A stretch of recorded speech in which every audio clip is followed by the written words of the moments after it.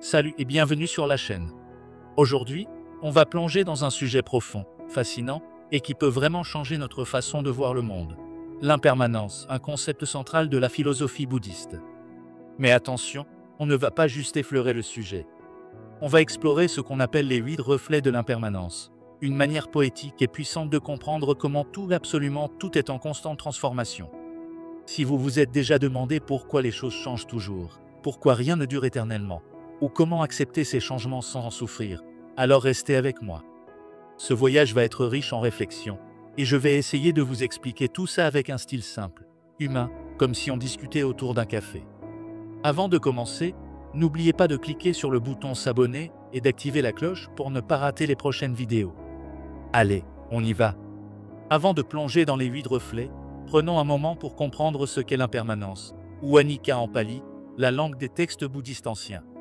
L'impermanence, c'est l'idée que tout ce qui existe est temporaire, en mouvement, en transformation. Rien ne reste figé. Pensez à une rivière. Elle coule sans arrêt, et même si elle semble toujours la même, l'eau que vous voyez maintenant n'est plus celle d'il y a une seconde. Dans le bouddhisme, l'impermanence n'est pas juste une observation intellectuelle, c'est une vérité qu'on est invité à ressentir profondément, à travers la méditation et la réflexion. Pourquoi ? Parce que s'accrocher à l'idée que les choses devraient être permanentes est une source de souffrance, ce que les bouddhistes appellent dukkha. En acceptant l'impermanence, on apprend à lâcher prise, à vivre plus légèrement, à être en paix avec le flux de la vie. Les 8 reflets de l'impermanence sont comme des miroirs qui nous aident à voir ce principe à l'œuvre dans différents aspects de notre existence. Ils ne viennent pas d'un texte bouddhiste spécifique, mais ils sont inspirés des enseignements du Bouddha, notamment ceux du Sutra sur la contemplation de l'impermanence. Chaque reflet est une invitation à observer un aspect de la vie et à reconnaître sa nature éphémère. Prêt à les découvrir ? Allons-y, un par un, avec des exemples concrets et des réflexions pour que ça parle à tout le monde. Chapitre 1. Commençons par le premier reflet, notre corps. C'est probablement le reflet le plus intime, parce qu'on vit avec notre corps tous les jours. Mais si on y pense, ce corps est en perpétuel changement. Vos cellules se renouvellent constamment, on dit même que presque toutes les cellules de votre corps sont remplacées tous les 7 à 10 ans. Vos cheveux poussent, vos ongles s'allongent, votre peau se régénère. Et puis, il y a les changements plus visibles. L'enfant devient adolescent, l'adolescent devient adulte, et un jour, les rides apparaissent, les cheveux grisonnent. Je me souviens, quand j'étais plus jeune, je passais des heures à me plaindre de mon apparence trop ceci, pas assez cela. Et puis, avec le temps, j'ai vu mon corps changer. Des blessures qui guérissent, des muscles qui se renforcent avec l'exercice, ou même des cicatrices qui racontent une histoire. Mais ce reflet nous rappelle aussi une vérité plus dure. Ce corps, on ne le garde pas éternellement. Il vieillit, il se fatigue, et un jour, il s'éteindra. Dans le bouddhisme, méditer sur l'impermanence du corps, c'est apprendre à l'apprécier sans s'y attacher comme s'il était permanent. Par exemple, au lieu de courir après une jeunesse éternelle ou un idéal de beauté, on peut se dire « Ce corps fait de son mieux, il me porte à travers la vie, et c'est précieux. » Essayez ça. La prochaine fois que vous vous regardez dans le miroir, remerciez votre corps pour tout ce qu'il fait, sans juger. Ça change la perspective. Chapitre 2. Passons au deuxième reflet, les sensations. Qu'elles soient physiques, comme la chaleur d'un rayon de soleil sur votre peau, ou émotionnelles, comme la joie d'un fou rire, les sensations sont toujours temporaires. On a tous connu ces moments où on se sent au sommet du monde, peut-être un concert incroyable, une balade en pleine nature, ou juste un plat délicieux. Mais cette sensation s'estompe, n'est-ce pas? Et c'est pareil pour les sensations désagréables, comme une migraine ou une piqûre d'insecte. L'autre jour, j'ai mangé une tarte aux fraises faite maison, et je me suis dit « Wow, c'est le paradis !» Mais 1 heure plus tard, ce goût incroyable n'était plus qu'un souvenir. C'est ça, l'impermanence des sensations. Dans le bouddhisme, on nous invite à observer ces sensations sans s'y accrocher ni les repousser. Pourquoi ? Parce que s'accrocher aux sensations agréables ou rejeter les douloureuses, c'est courir après le vent. Une pratique simple. La prochaine fois que vous ressentez une sensation forte, qu'elle soit bonne ou mauvaise, prenez 1 seconde pour l'observer. Notez comment elle arrive, comment elle reste un peu, puis comment elle s'en va. C'est une façon de se libérer de l'idée qu'on doit toujours sentir bien pour être heureux. Chapitre 3. Le troisième reflet, c'est celui des pensées. Si vous avez déjà essayé de méditer, vous savez à quel point l'esprit est agité. 1 seconde, vous pensez à votre liste de courses. Et la suivante, vous vous demandez si vous avez bien répondu à ce mail important, ou vous revivez une conversation gênante d'il y a 5 ans. Dans le bouddhisme, les pensées sont comparées à des nuages dans le ciel. Elles apparaissent, elles flottent, et elles finissent par se dissiper. On a souvent tendance à s'identifier à nos pensées, à croire qu'elles sont nous. Mais ce reflet nous rappelle qu'elles ne sont que des événements temporaires, comme des invités qui passent dans notre esprit. Je me souviens d'une période où j'étais obsédé par une décision à prendre. Mon esprit tournait en boucle, et je me disais, si je ne trouve pas la réponse, je ne serai jamais en paix.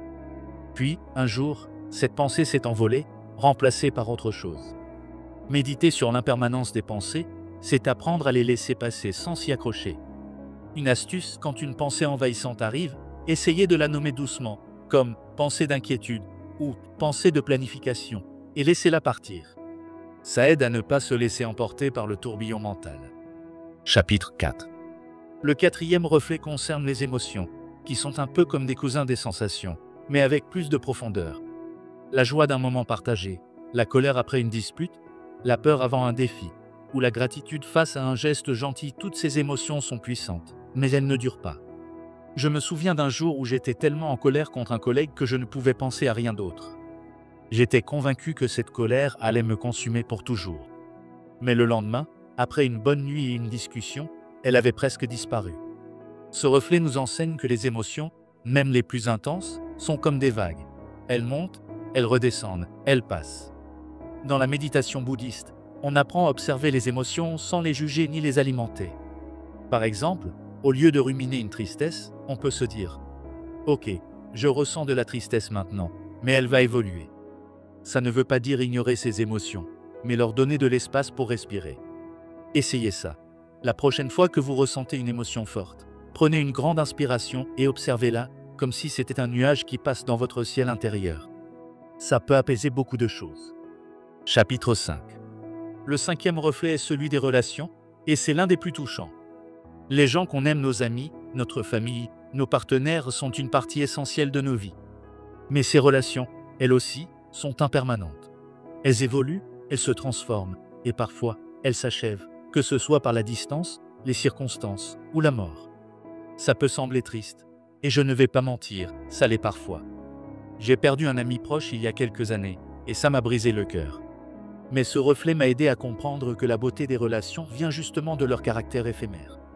Chaque moment passé ensemble est précieux, parce qu'il ne se reproduira jamais exactement de la même façon. Dans le bouddhisme, méditer sur l'impermanence des relations, c'est apprendre à être pleinement présent avec ceux qu'on aime. La prochaine fois que vous passez du temps avec quelqu'un, essayez de laisser votre téléphone de côté et d'être vraiment là. Dites « je t'aime » ou « merci d'être là » un peu plus souvent. Ça transforme les petits moments en trésors. Chapitre 6. Le 6e reflet porte sur les possessions. On vit dans une société où on nous pousse à accumuler une nouvelle voiture, le dernier smartphone, des vêtements à la mode. Mais tout ça est temporaire. Les objets s'usent, se cassent ou perdent leur éclat avec le temps. Je me souviens d'avoir économisé pendant des mois pour m'acheter une console de jeu dernier cri. Quand je l'ai enfin eue, j'étais aux anges. Pendant environ un mois. Ensuite, elle est devenue juste une chose parmi d'autres dans ma vie. Ce reflet nous invite à ne pas placer notre bonheur dans les possessions, parce qu'elles ne peuvent pas nous offrir une satisfaction durable. Une pratique bouddhiste consiste à se poser la question, est-ce que cet objet est vraiment essentiel à mon bonheur? Ça ne veut pas dire qu'il faut tout abandonner et vivre comme un moine, mais plutôt apprécier ce qu'on a sans s'y attacher. Essayez ça. Regardez un objet que vous adorez et demandez-vous, si je le perdais demain, est-ce que je serais toujours OK? Ça aide à relativiser. Chapitre 7. Le 7e reflet, c'est celui du monde autour de nous. La nature, les villes, les cultures, tout est en mouvement. Les forêts grandissent et disparaissent, les rivières changent de cours, les civilisations s'élèvent et s'effondrent. Même les étoiles dans le ciel ont une durée de vie, aussi longue soit-elle. Quand je regarde des photos de ma ville d'il y a 50 ans, je suis frappé par tout ce qui a changé, les bâtiments, les rues, même l'ambiance. Ce reflet nous rappelle que rien dans le monde n'est permanent, et ça peut être à la fois un bling et libérateur. Quand je me prends la tête pour un problème, je pense à cette échelle immense. Mes soucis, aussi gros qu'ils semblent, sont minuscules à l'échelle du temps. Une méditation simple. Prenez un moment pour observer la nature autour de vous, un arbre, un nuage, une rivière. Remarquez comment tout change, doucement mais sûrement. Ça aide à se sentir connecté à quelque chose de plus grand et à lâcher prise sur ce qu'on ne contrôle pas. Chapitre 8. Enfin, le 8e reflet, le plus profond, celui de la conscience elle-même. Dans le bouddhisme, même cette voix intérieure, cette capacité à percevoir, à penser, à ressentir, est impermanente. Nos états de conscience changent constamment, un moment on est alerte, un autre on est distrait ou endormi. Et un jour, cette conscience individuelle s'éteindra. C'est un sujet qui peut sembler intimidant, mais dans le bouddhisme, c'est une invitation à explorer une vérité plus vaste. En méditant sur l'impermanence de la conscience, on commence à se détacher de l'idée d'un « moi » fixe et permanent. On peut entrevoir une connexion avec quelque chose de plus grand, une sorte d'unité avec l'univers. Une pratique pour ce reflet. Pendant une méditation, essayez d'observer votre propre esprit. Remarquez comment vos pensées et vos perceptions changent d'instant en instant. C'est comme regarder un fleuve couler. Il y a un mouvement constant, mais rien de solide à quoi s'accrocher. Ça peut ouvrir une porte vers une paix profonde. Et voilà, on a exploré ensemble les 8 reflets de l'impermanence. Le corps, les sensations, les pensées, les émotions, les relations, les possessions, le monde et la conscience. Chacun de ces reflets est une invitation à regarder la vie avec des yeux nouveaux, à accepter le changement comme une partie naturelle de l'existence, et à trouver une paix qui ne dépend pas de la permanence. Ce que j'aime dans cette idée, c'est qu'elle ne nous pousse pas à rejeter la vie, mais à l'embrasser pleinement, en sachant que chaque moment est unique. Alors, je vous pose la question, quel reflet vous touche le plus ? Est-ce qu'il y a une partie de votre vie où vous pourriez appliquer cette idée d'impermanence pour trouver plus de sérénité ? Partagez vos réflexions dans les commentaires. J'ai vraiment hâte de lire vos histoires. Si cette vidéo vous a plu, donnez un petit pouce bleu, abonnez-vous et activez la cloche pour ne pas rater les prochaines explorations. On se retrouve bientôt pour d'autres voyages dans la philosophie, la spiritualité et tout ce qui donne du sens à la vie. Prenez soin de vous et à très vite.